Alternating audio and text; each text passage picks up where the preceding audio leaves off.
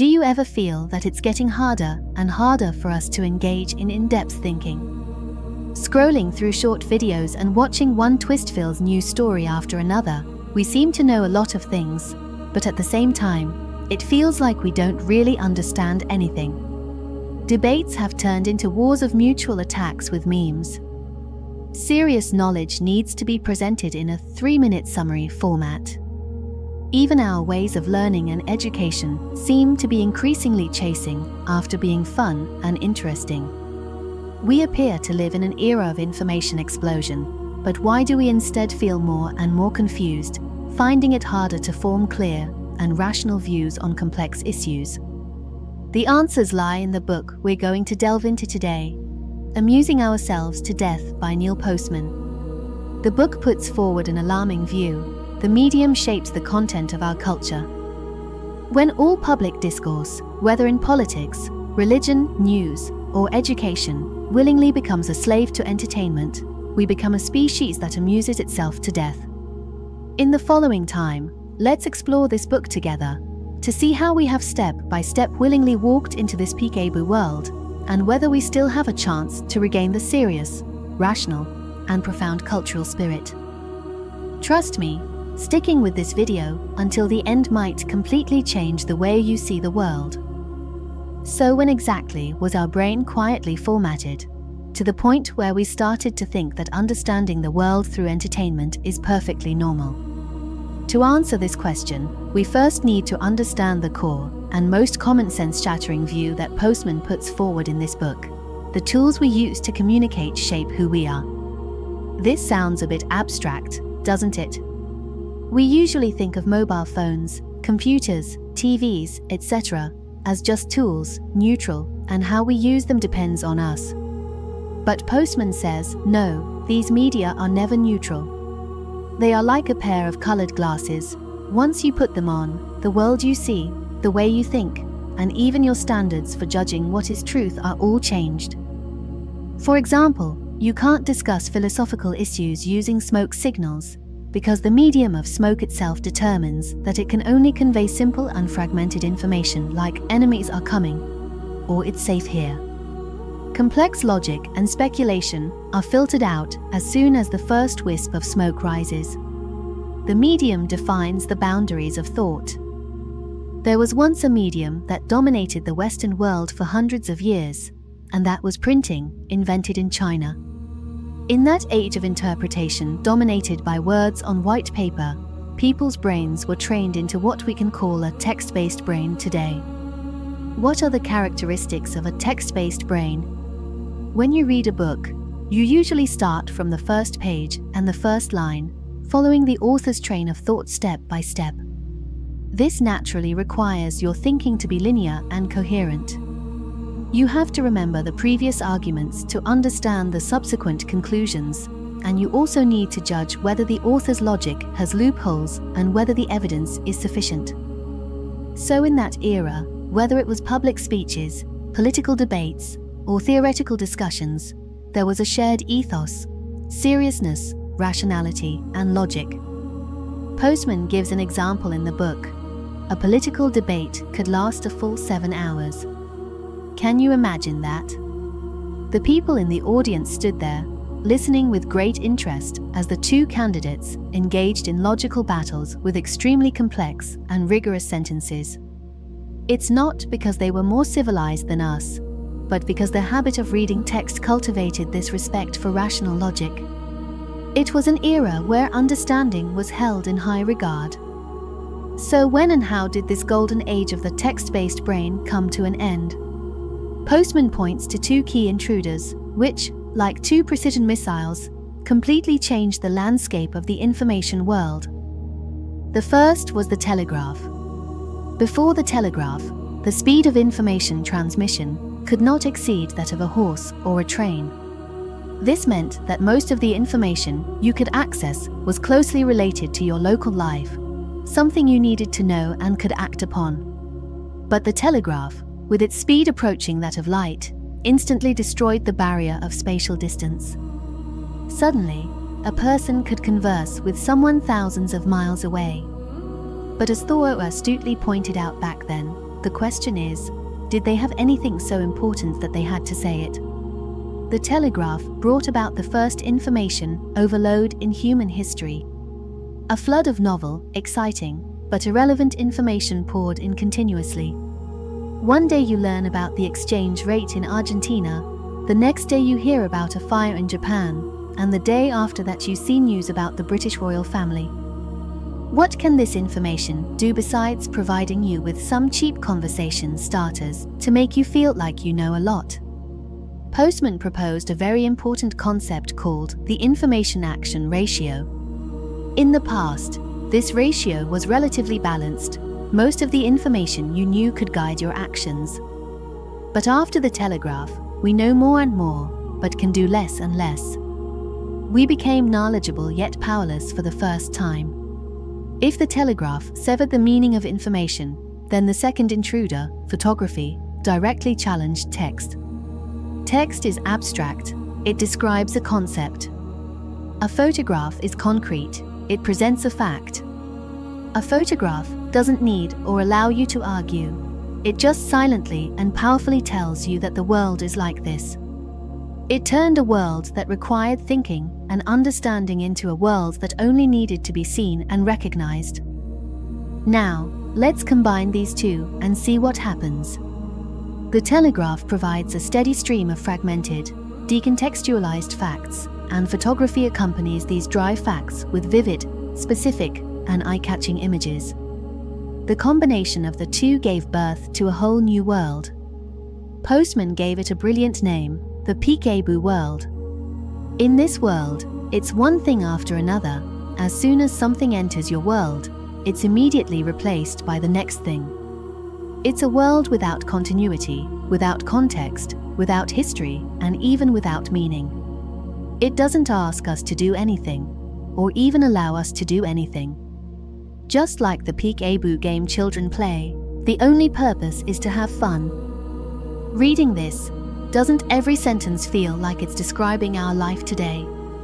Open your phone and scroll through your social media feed. 1 second you're feeling distressed about a disaster far away, the next second a funny pet video makes you laugh out loud.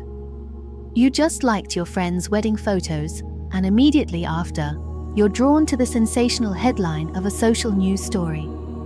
Before you have time to think about whether that news is true or false, an exquisite product advertisement is accurately pushed to you. This is the peekaboo world.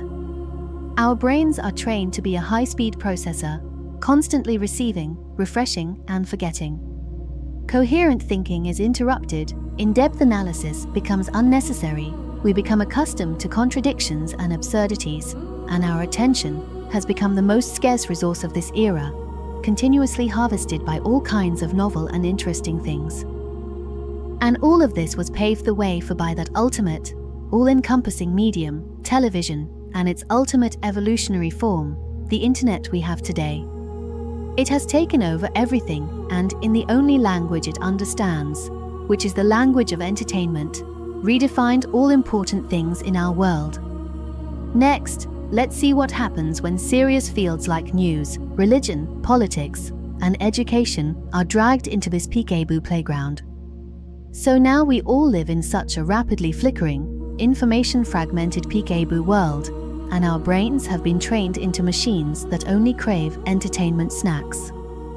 Where is the most obvious and shocking manifestation of this change in our daily lives? The answer is the news we encounter every day. Have you ever had the feeling that after watching a news segment, turning off the TV or phone, it seems like you've seen everything, but at the same time you can't remember anything, let alone have any in-depth thoughts about it? If your answer is yes, then congratulations, you've keenly grasped Postman's core view. In our era, the primary purpose of news is no longer to inform the public, but to entertain the public. We think we're watching news, but in fact, we're watching a carefully choreographed show. A show first needs good-looking performers, right? Turn on the TV and look at those news anchors. Don't they all have to be good-looking, have a good temperament, and have a magnetic voice? Postman pointed out sharply that TV news has redefined the word credibility. In the past, Whether a journalist was credible depended on whether their reports were true and their arguments solid. Now, whether an anchor is credible actually depends on whether their appearance makes you feel pleasing to the eye, charming, and trustworthy. This is terrifying. It means the truthfulness of a matter is determined by the narrator's likability. We are not verifying opinions with facts, but verifying facts with feelings. Doesn't this logic sound familiar? Exactly. This is the logic we use in start chasing and talent shows. When we apply the same standards to news, news is already dead, leaving only the shell of an entertainment product called news. With good performers, a show also needs opening music. Have you ever wondered a strange question? Why do news programs have such passionate and rhythmic theme music? Why are heavy topics like murder, disaster, and war accompanied by music that sounds like the opening of a movie? Postman says this is precisely the grammar of entertainment. Music is like a psychological switch. Before the program starts, it tells you, hey, relax. Everything that follows is just a performance. Don't take it too seriously. Then the big show begins, and the most wonderful yet absurd part comes. You watch a news story where the announcer tells you in an extremely heavy tone that a tragic earthquake has occurred somewhere with heavy casualties. The images make you anxious, and your emotions are just aroused. Before you have time to process this sadness, the anchor's face immediately breaks into a professional smile. The tone shifts and utters the most representative and terrifying mantra of our era. All right, now let's move on to the next news item. Postman says this phrase is like a sharp pair of scissors, whose only purpose is to cut off all connections between pieces of information and the continuity of the audience's emotions and thinking. Forget that earthquake. The current game score is more important. Don't remember the game score for too long, because the weather forecast will be interrupted with a commercial soon. What comes after the weather forecast? A series of commercial advertisements. Postman made an analogy. If I was seriously discussing a philosophical issue with you, stopped halfway to insert a cola commercial, then continued our conversation as if nothing had happened, how would you feel? You'd definitely think I was either crazy or insulting your intelligence. But we accept TV and the internet feeding us news this way every day, getting used to it, even enjoying it. Today, this logic of all right now is taken to the extreme on social media. We don't even have to wait for the anchor to say it. Our own fingers play the role of constantly shouting all right now. Look at the trending list on Weibo. That's the most authentic portrayal of the information environment in our era. The first item might be a concerning social event. The second is that a certain celebrity is getting a divorce. The third is it turns out cooking this way is better. The fourth is a funny joke. Each headline competes for your attention for just a few seconds, then is quickly replaced by the next more exciting or interesting headline. This is what Postman calls pseudo-information. The term doesn't refer to fake news, but information that gives you the illusion of knowing a lot of things, while actually taking you further away from the truth. They are fragmented, stripped of all causes, consequences, and historical context, pure information fragments used to stimulate your senses. We swallow massive amounts of these fragments every day, feeling extremely fulfilled, but in reality, we're just knowledgeable people stuffed with all kinds of information garbage, having lost the ability to think systematically. In such an environment, there's a deeper consequence we may not have realized: contradictory information. For one viewpoint to contradict another, they must exist in the same logical, memory-bearing context. But in the all right, now world, context has been completely destroyed. Each piece of information is an isolated island. So a public figure can solemnly promise something today, then do the exact opposite tomorrow with a clear conscience, without worrying about being accused. Why? Because tomorrow, few people will remember what he said yesterday. Our memories have been formatted by countless new trending topics and headlines. When memory and context disappear, contradictions no longer exist, or no longer matter. So you see, from the performers to the music, to the way information is arranged, news, this supposed window through which we perceive the real world, has completely become a variety show. It wraps information fragments in the sugar coating of entertainment, making us forget the responsibility and ability to think in moments of laughter or indignation. This is just the beginning. If even news, the foundation of our understanding of the world, has fallen as a servant to entertainment, what will happen when this invincible logic of entertainment continues to invade more serious and sacred areas of our lives? We just talked about news and found that this window through which we understand the world has been redesigned by the logic of entertainment into a glittering variety show screen. But this force has far greater ambitions. It will infiltrate from the public sphere into our more private and profound spiritual world. It wants to transform our beliefs. When it comes to faith or religion, many people may think it has little to do with us. When Postman wrote this book, he indeed spent an entire chapter analyzing those TV evangelists who wielded great influence on American television. But if we look beyond these cultural appearances, we'll find that what Postman really explores is a question relevant to each of us. In this entertainment-obsessed era, how on earth should we place our spirits and find the meaning of life?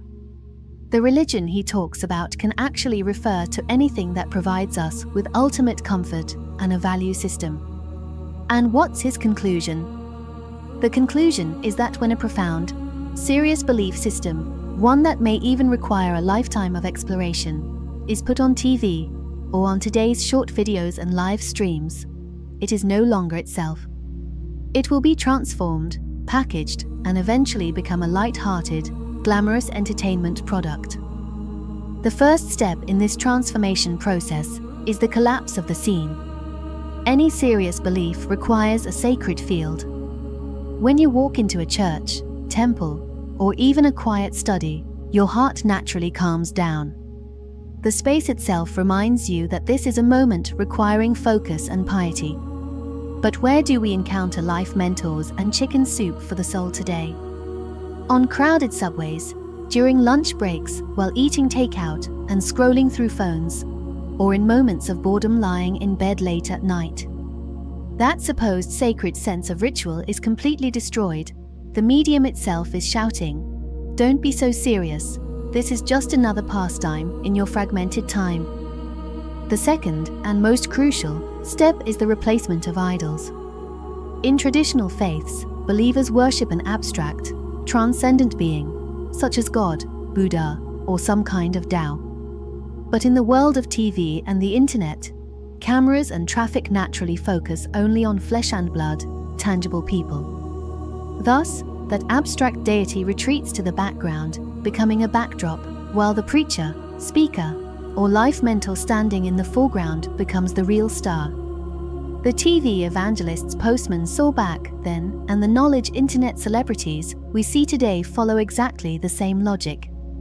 Do you pay attention to him because the theoretical system behind him is rigorous and stands up to scrutiny? Or because of his charisma, the appeal when he tells his rags to riches story? Or the carefully crafted persona of a winner in life?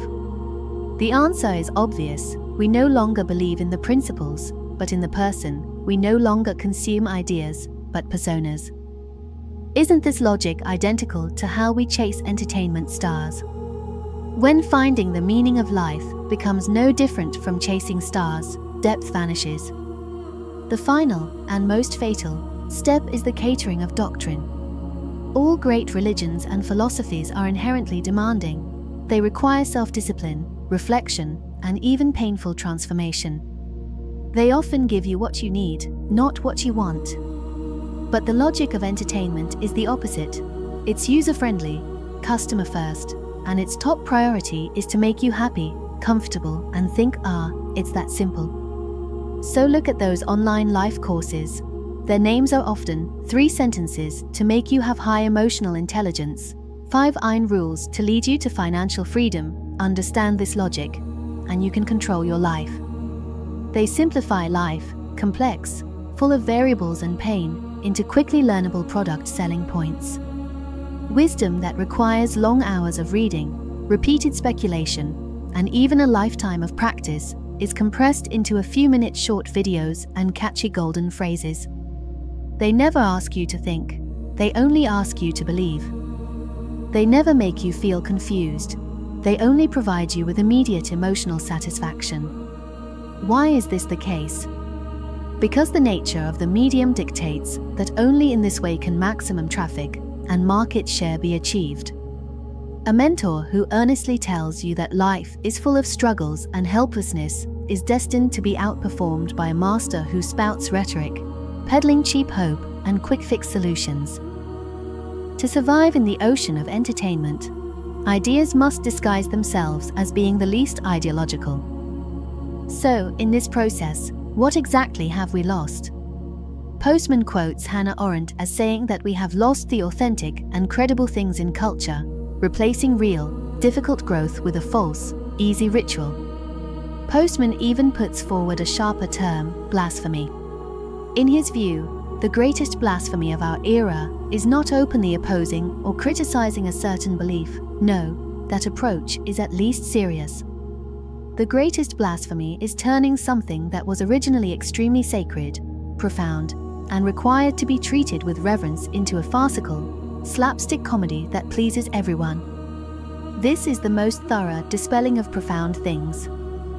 So you see, from news to faith, this powerful logic of entertainment is gradually eroding the foundation of our serious discourse. First, it blindfolds our eyes to understand the external world, then blocks the path to exploring our inner world. Then, what will happen when it turns its spearhead to the core public domain that determines the fate of all of us? Next, we'll talk about politics subverted by entertainment. Now we're stepping into the most core and sensitive battlefield, the domain that determines how society operates and how resources are allocated, that is, politics. Of course, Postman's book mainly analyzes the American society he lived in. So what we'll discuss next will also focus on Western-style electoral politics represented by the United States, to see what they become under the logic of entertainment. Postman mentions in the book that people in the past might have seen politics as a sport. Though intense, it had clear rules and visible offense and defense, and people respected the real abilities and skills of the candidates.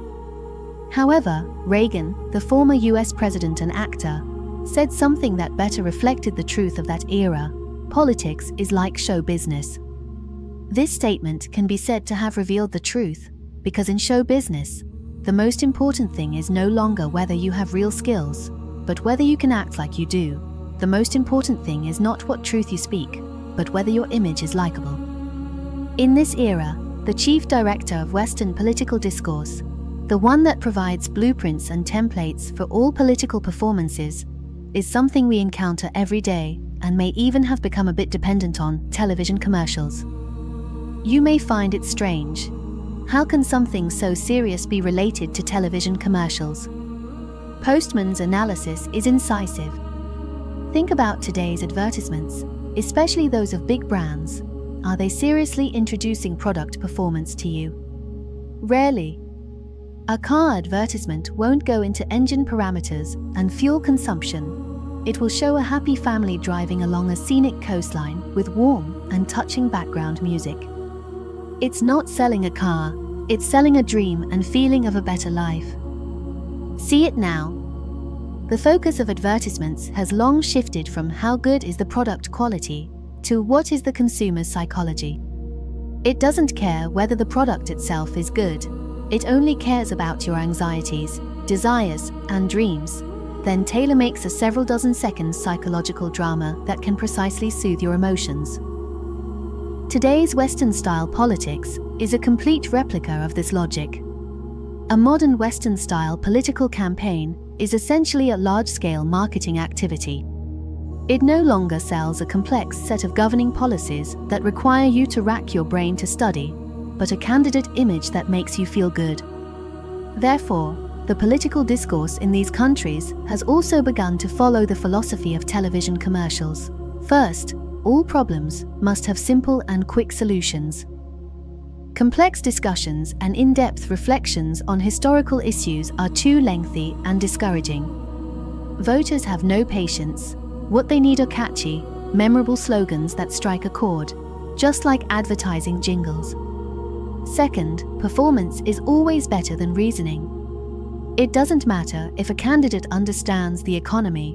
What matters is whether he can play the role of someone who understands the economy and is full of confidence. It doesn't matter if his policies have loopholes. What matters is whether his eyes are sincere and his smile is infectious in front of the camera. As a result, in Western political ecosystems, we see a very interesting phenomenon. Politicians have begun to cross over in large numbers to become entertainment celebrities. They appear on talk shows, participate in variety programs, make jokes and laugh at themselves on social media, striving to shape themselves into interesting, approachable, and internet-savvy influencers. This has greatly blurred the line between politics and entertainment. When you see a politician cracking jokes on a comedy show, it's hard to judge everything he says with a serious and prudent standard, and citizens thus become audiences. And all this ultimately leads to that ultimate form, what Postman calls image politics. The so-called image politics means that under such an electoral system, voting is no longer about choosing the most capable person, but the one whose image best matches our expectations. Voters are like the evil queen in Snow White, asking the TV, that magic mirror, every day, mirror, mirror on the wall, who is the one who can give me the most sense of security, best represent my dreams, and look the most perfect. Candidates, in turn, become actors who desperately try to present the image voters most want to see in the mirror. They hide their real, complex, and perhaps not so glamorous selves, then project a carefully calculated and packaged perfect virtual image. Under such image politics, something else is quietly sacrificed: history. Postman says that television is a reality-centered medium. Everything in the image seems to be happening in the present. It has no past tense or future tense and cannot bear the heavy burden of history. Therefore, political discourse has also become decoupled from history. A candidate's past, his previous policies, the history of his political party, these no longer matter. What matters is the feeling he brings to voters at this moment. People no longer care who you are or what you've done. They only care who you look like and how you make them feel. This is the political tragedy of the entertainment era. All right, our news, our faith, and now even the politics that determines the direction of society have one by one become captives of the entertainment industry. Then there's one last fortress left, the place we all pin our hopes on, thinking it concerns our future. Yes, that's education. What will it look like when this wave of entertainment supremacy finally surges into our schools and classrooms? As we've talked along, news, faith, and politics, once the most serious and core sectors of our society, seem to have one after another surrendered to the logic of entertainment. Now we're stepping into the last, and what many of us consider the strongest and most inviolable fortress, a place where we place our future and hopes, education. But Postman, with his keen observation, tells us that this fortress may have already fallen. He says that the most influential educational institution of our era may not be the school, but the television in every household and the mobile phone in everyone's hand today. They are shaping our children and even ourselves with their own curriculum system, 24 hours a day, 7 days a week. To clarify this, Postman takes aim at Sesame Street, a well-known American children's educational program, in his book. This program was a star product in the education sector back then. It used cute puppets, catchy songs, and cartoons to teach children letters and numbers. Parents loved it, thinking it combined education with entertainment. Educators praised it, seeing it as a model of using new technology for education. Everything seemed so wonderful, right? Making boring learning as fun as watching cartoons, what could be wrong with that? But Postman asks the most critical and thought-provoking question. When children sit in front of the TV, laughing while watching Sesame Street, Is the most important thing they learn really the letter A and the number 1? No, Postman quotes the educator Dewey's view that the most important thing we learn in any learning process is the method of learning itself. In other words, the content of Sesame Street is knowledge, but the meta-message it conveys, i.e., the message about what learning should be like, may be contrary to real education. Postman summarizes 3 hidden commandments, or unspoken rules, behind this form of television teaching. After hearing them, you'll realize that these 3 rules are almost the creative Bible for all knowledge-based short videos today. The first commandment: you must not have prerequisites. You can watch any episode at any time. You don't need to have seen any previous episodes. It's telling you that learning knowledge doesn't require a step-by-step process or building a solid foundation. Learning isn't like climbing a staircase where you have to take one step at a time. It's like a buffet where you can join in at any time and pick and choose as you please. The second commandment: you must not confuse the audience. In this teaching logic, making the audience feel confused is the greatest failure, because once they're confused, they'll swipe their fingers and move on to something more entertaining. Therefore, all knowledge points must be processed to be extremely simple and easy to digest, with the learner's sense of satisfaction always coming first. As for the difficulties, struggles, and repeated pondering that are inevitable in the learning process, these are all regarded as negative experiences that must be eliminated. The third commandment, and the most important one, is that exposition should be avoided like the plague. What is exposition? It's the core part of our traditional learning: reading text, understanding arguments, analyzing logic, and engaging in debates. In the eyes of television and short videos, these things are simply too dull and boring. All knowledge must be packaged into a vivid story, accompanied by dynamic images and catchy music. Thoughts must don the guise of performance to be worthy of being watched. Now, let's imagine what a child who has grown up immersed in this new educational environment shaped by these 3 commandments will become. What they learn is not to love school, but to love television, not to love learning, but to love entertainment. Then, when they actually walk into a traditional classroom, a huge conflict erupts. They'll discover that real learning has prerequisites. You have to memorize the multiplication table before you can do complex calculations. They'll find that real learning can be confusing. A difficult math problem requires you to rack your brain and try repeatedly. What's more, they'll realize that real learning is full of exposition. They need to calm down and read long passages of text without illustrations to understand abstract logic without background music. What will happen then? They'll feel bored, frustrated, and impatient. They'll think the teacher isn't interesting enough, that the textbooks aren't vivid enough. Their brains have been formatted by an entertainment-oriented approach to learning. They can no longer adapt to, or even start to reject, any form of genuine learning that requires intellectual effort, patience, and the ability to tolerate confusion. As a result, schools and teachers are forced to join this entertainment competition to gain students' attention. We see more and more classrooms becoming like talk shows or variety programs. Teachers have to tell jokes, PowerPoint presentations have to be as flashy as cartoons, and explaining a single knowledge point seems to require 3 short videos. This isn't to say these attempts are completely bad. They can indeed spark some interest, but the danger lies in the fundamental inversion of education's purpose and means. Entertainment is quietly transforming from an auxiliary tool for learning into the very goal that learning pursues. Children today are exposed to various kinds of knowledge earlier and more comprehensively than any previous generation.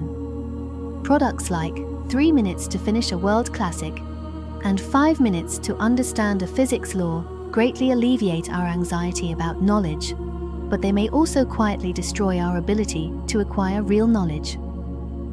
Because real knowledge has never been easy or entertaining, it's a strenuous intellectual struggle that requires time, energy, and focus. When we take it for granted that learning and entertainment are equivalent, we may have already cut off the path to deep thinking and profound insights. By now, we've seen that nearly all important areas of our civilization, news, faith, politics, education, are teetering on the edge amid the tide of entertainment. It seems we really are stepping closer and closer to that future of amusing ourselves to death. Is there really no way out? In the face of such a seemingly mild yet deadly cultural transformation, what can we as individuals do? In the final part of this video, let's look at the warnings and answers Postman offers us. So the question is, what can we do? Is there an emergency brake on this train called entertainment?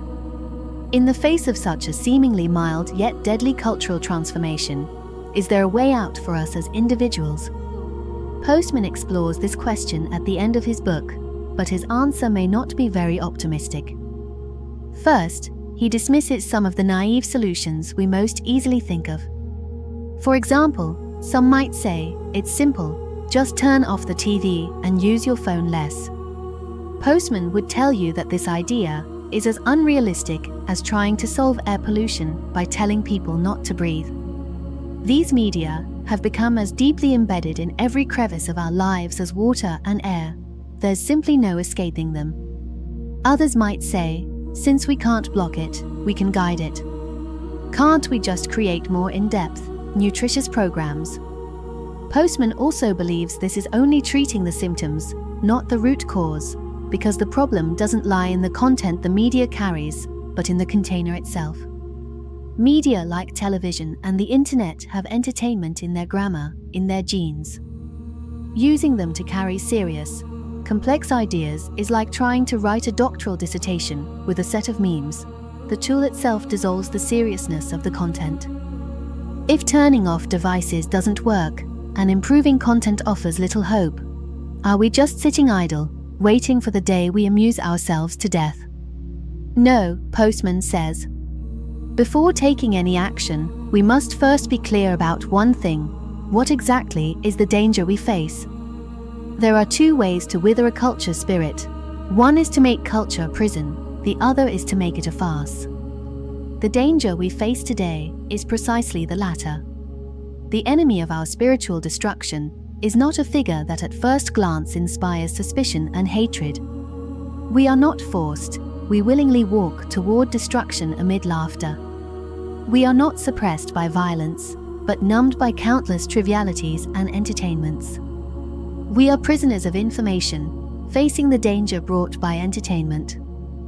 Recognizing this is important, because it tells us that the fight we're engaged in isn't about tearing down an external wall, but about building an internal spiritual immune system of our own. And the only hope for building this system, Postman argues, slim as it may be, is our only hope, education. Of course, he's not referring to technical education that teaches us how to use computers more skillfully or edit short videos. He's referring to a new kind of media literacy education, the most urgently needed in our era. This education doesn't provide simple answers, it only teaches us how to ask questions. It teaches us to examine, analyze, and deconstruct any media information like a detective. It teaches us to constantly ask ourselves these questions. What does this information on the screen want me to feel, rather than think? Does it present a continuous world with causes, effects, and historical context, or a fragmented, disconnected moment? What symbols and narrative methods is it using to quietly influence my values? Most importantly, how is prolonged use of this medium changing my own thinking habits and ability to focus? Learning to ask these questions is the first and most powerful weapon we have as individuals against the tide of entertainment. It can transform us from passive, manipulated viewers back into active, awake readers and citizens. Thank you all for watching, and we'll see you in the next book.